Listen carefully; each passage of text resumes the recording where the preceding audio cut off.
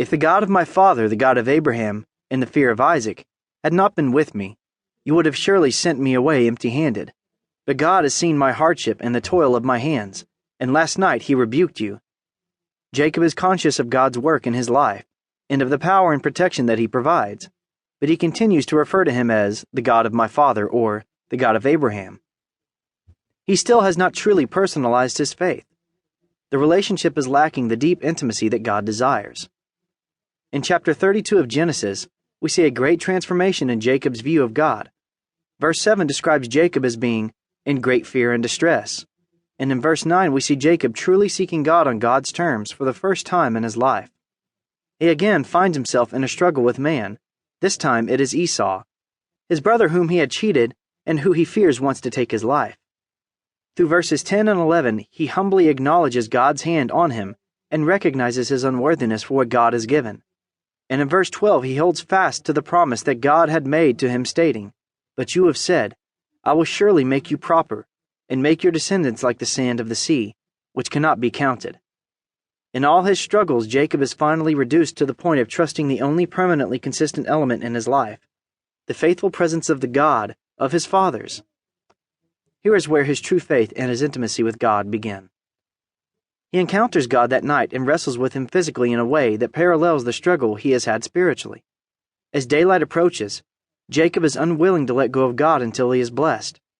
In the same way, we come to points in our life where we wrestle with God spiritually.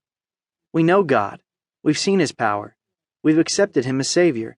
We even can identify the work of his hand in our lives, but that is not enough for him. He desires more. As in Jacob's life, God uses circumstances to bring us to a point where there is no opportunity for negotiation, only acceptance of his complete control and sovereignty in our lives, and complete capitulation of our flesh.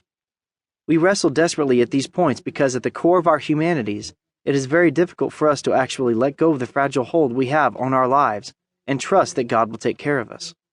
Like Jacob, I personally have experienced those times when I feel very conflicted about my relationship with Christ, and my immediate future seems quite desperate. I struggle for control because I want things to happen in the way that I think is best, but in the end, I simply hold on to Jesus as tight as I can, because I know he is my only hope for salvation and success in whatever circumstances I find myself. To our human nature, this position seems weak, but the spiritual fact is that it is from this position that we, like Jacob, can receive a blessing and live under God's divine protection. A great transformation takes place in Jacob after he wrestles with God. He is not just saved from the hand of his brother, but their relationship is restored. God proves himself faithful once more, and finally Jacob personalizes his faith. After he is reconciled to Esau, Genesis 33:20 states, "There he set up an altar, and he called it El Elohi Israel." This means, God, the God of Israel. Jacob has become an intimate companion of God here. Like his father and grandfather before him, he has finally taken on the Lord as his personal deity and attached himself to God, beginning a period of close fellowship and faith that will last throughout the rest of his lifetime. Some struggles will still persist in his life, but never again will he view God as something distant or identify him as someone else's God. To him, God is now the God of Israel. He exercises greater control in Jacob's life, which in turn leads to greater blessing, which in turn leads to deeper worship and the intimate fellowship that both Jacob and God desire. Nearly 4,000 years later, I find myself in Jacob's place, struggling with a God whose great desire is to love me. Like Jacob, I am unwilling to give up the struggle regardless of the pain, because I know at the end, and along the way, God is going to bless me. I'm sure God is often frustrated with me, even annoyed and disappointed. But he also has an underlying pride and joy in the fact that I won't let go of him. I end up finding that the tighter I hold on to him, the more I am aware of how great his grip is on me.